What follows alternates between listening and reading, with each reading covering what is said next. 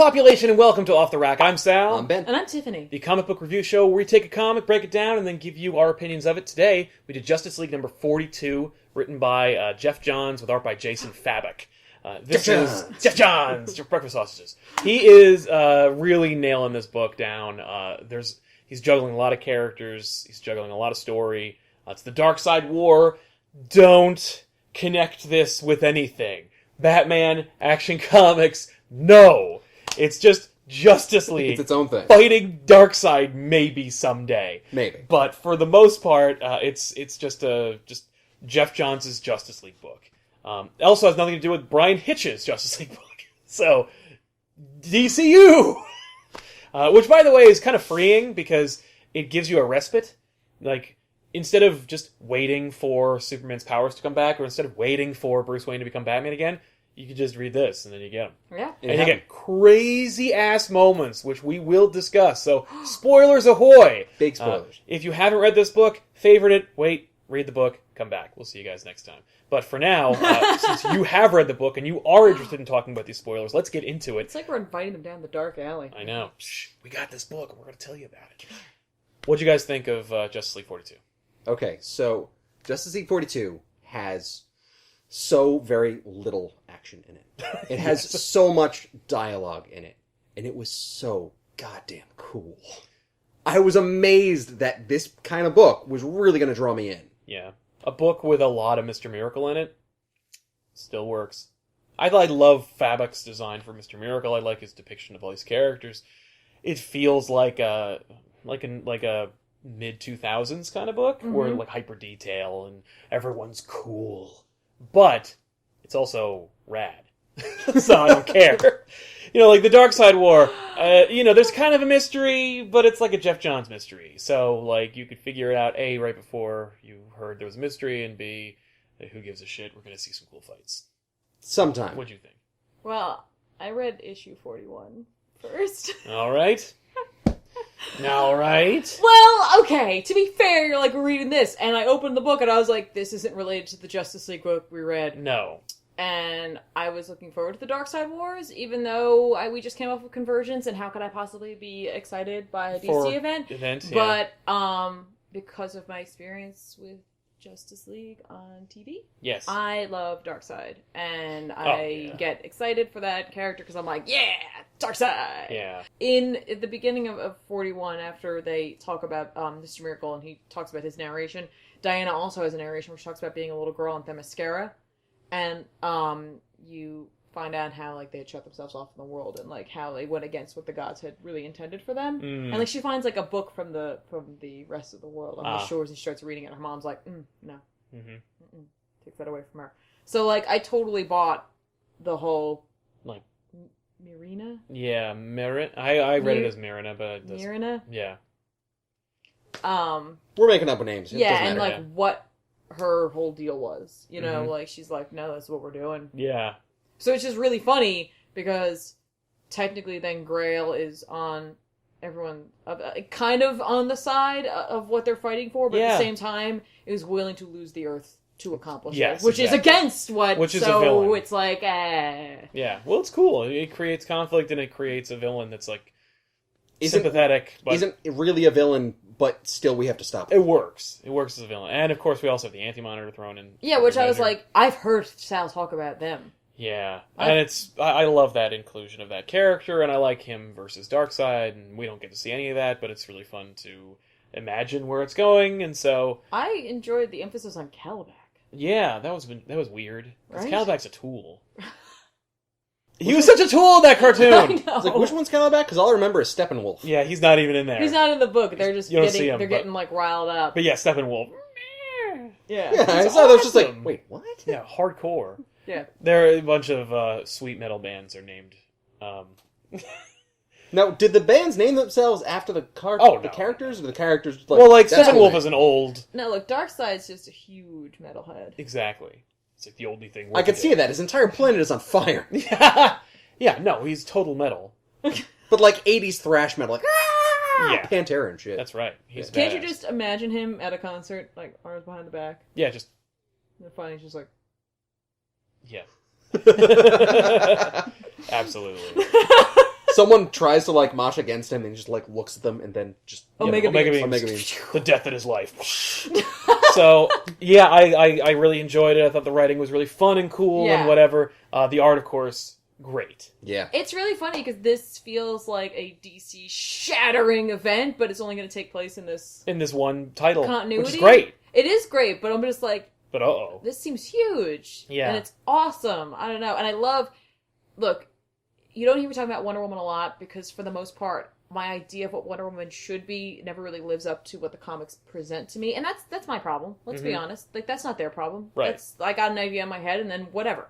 I like the emphasis on this. I like the emphasis on the Amazonian culture. I like the emphasis on what the Amazonian culture stands for. Like, and I'm looking forward to seeing where it goes. Like, true. Clearly based on that beginning two narrations in issue 41, like, I'm really hoping that we do focus a lot on that, and I hope that the mascara does come into play, and maybe we see some more Amazonians. Oh, no and, question like, you will. I hope, like, Hippolyta shows up if she's still alive. If she's still alive in this reality, I don't know. Yeah, exactly. But the thing about this is, and I think it's amazing, it's also addressing a lot of concerns that DC fans have, where we're seeing proper attention to Wonder Woman's background. We get more, and I hate to say the word obscure because there's legions of fans who love Mr. Miracle, but like obscure characters like Mr. Miracle in the front, like the foray. I've never heard of before. And so like, and Superman like barely has a role in this story, but he's also has powers and he does his thing. Yeah. He's still a vital member of the Justice League for whatever that's worth. And so, there's not as much of a reliance on these major characters. But then you get and then they go hang on. Before that, I want to say how excited I am for a Superman Lex Luthor on Apocalypse story. Yeah, like I don't know what we're gonna do, Lex. It's gonna be great. Yeah, I forgot to even mention that. I love Superman that. They're button heads, right? And then bam, we're on Apocalypse. Superman saves him, and it's like, and now they're gonna, you know what I mean? They gotta work together. Yeah, and it's just a quick scene. And they've shown like Superman and Lex working together over the years, like so many times, but you never get tired of it. It's just so fun to watch those two. And he's got the ridiculous suit. Yeah. Like, Okay. I'm waiting for just a moment on Apocalypse where Lex can betray Superman. Oh, it'll happen. Oh yeah. Unquestionably. I mean, it needs to. Well, no, it'll happen after the part where Lex can betray Superman, but then he doesn't, and then makes Superman think that he can trust him, and then he will betray him. It all depends. Yeah, it really depends because it's like that moment in Law and Order where like you think it's the guy, but it's not that guy. That guy who leads them to the other guy. I'm biting my nails, just waiting for a bit. Like, is it gonna happen? Come on. Yeah. It depends too because he could also do the thing where he weighs his options and he's like, betraying you is not going to get me to live. Because through this the fact fight. is, Darkseid can't be reasoned with or negotiated with. No, he's the Terminator. There's a lot of cool moments in this book, and so it's just a cool there's ride. the super cool, super crazy, spoiler, super spoiler. The last major reveal, spoiler. which of course was the reveal of Bat God. Batman Wonder Woman upseats Metron from his chair. Batman takes the chair, gets all knowledge. Can I just say how cool it was that Wonder Woman basically, like, she wasn't going to beat Metron out of his chair or any kind of thing. She just wrapped the lasso around him and she's like, tell me what to do. Yeah. And he's like, I want to fight this. She's like, give me the goddamn truth. Yeah, that's awesome. She just owned that lasso. Yeah, it was a cool moment with the lasso. It's and hard just to really ripped him out of it. I loved What that. I really liked about that whole scene was because we're in the new DCU, and this continuity is taking place at a different point in time than all the other books. But that Green Lantern explains who Metron is a little bit. Yes. You know what I mean? So like if I was kind of aware of him again because of the cartoons. But I really appreciated that. Like this is what he does. And then he talks a little bit about what he does too. So I was like, all right, that's plenty, and I get it, and here we go. Yep. And even Metron was like, stand down, Green Lantern. You stay where you are. Yeah. Like, they'd clashed before. Yes. That was cool. I also liked, because, again, with issue 41, when they're solving the crime, when they're on the case, because Wonder Woman really takes the lead there talking about what's happening, and they've paired everybody off because it's like Batman and the Flash working together. Yeah. To like do like forensics. Yeah, because they both have. Flash has a real forensics background, and Batman's is self-taught. And we got the two Green Lanterns working together to look for various other evidence. But you have Cyborg and Shazam, who are both children, right? And like she talks about that, and like how like with Victor, Cyborg, that like you don't really notice it about him, but like with Shazam, it's like, clear because like they're there and like he's like Shazam's just kind of looking around and like he's huge because he's like a 35-year-old man, like who's jacked, and then he's just like, I've never seen a dead body before. Yeah, and you're a superhero. You have to have seen a dead body. But he's a child. Yeah. But like I like that leading up to like Shazam when he's talking about things and like his comebacks and like, you know what I mean? Like just that kind of thing. Like I don't know, I like that setup. Yep. You know, as a reminder that this is a child in a man's body. Yes. So, and of course Batman's going to take over the chair. Mobius chair, I want to say? Yeah, and he's like, I got it. No, don't sit in the chair. He's like, fuck you. He's like, I'm Batman. I've been planning to sit in this chair. I like the Green Lantern was like, Batman can't even interface with the... That bothers me a lot. Yeah, I thought he did. He's like, Batman can't even interface with the Green Lantern ring. Like, okay, first of all, it was a Yellow Lantern ring. Second of all...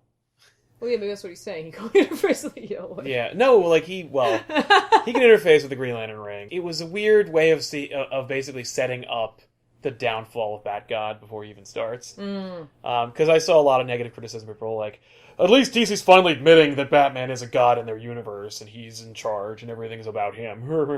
It's like, no, clearly they're setting up the Batman, like, it's just giving us a cool moment only to take it away immediately. I think it was cool, just when Batman sits in the chair, that he asks two questions, and it's the questions that we all ask too. Oh, I know, right? And the first question... we get an answer for one. And the first question, I think he knows the answer. Yeah, that was a test, It was a test, and he's like, because no one else knows but me, who killed my parents. Yep.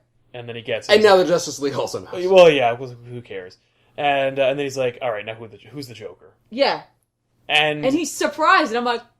What? Damn you, DC. Not only that, but they also kind of imply that maybe he's someone he knew? I know! Or was close, or part of, like, the family somehow. Like, there's got to be some connection to someone that Batman or Bruce Wayne knows. Here's the question. What background does this Batman follow? Is it the Snyder? Yes. This is all New 52, except that it's also separate now. Like, after Convergence, it's its own continuity, but it started with Snyder's Batman. And how many children did Martha Wayne have? Yeah. Maybe 2? Probably only 1, but according to Court of Owls, maybe 2? Don't start me on this train. No, there's no way.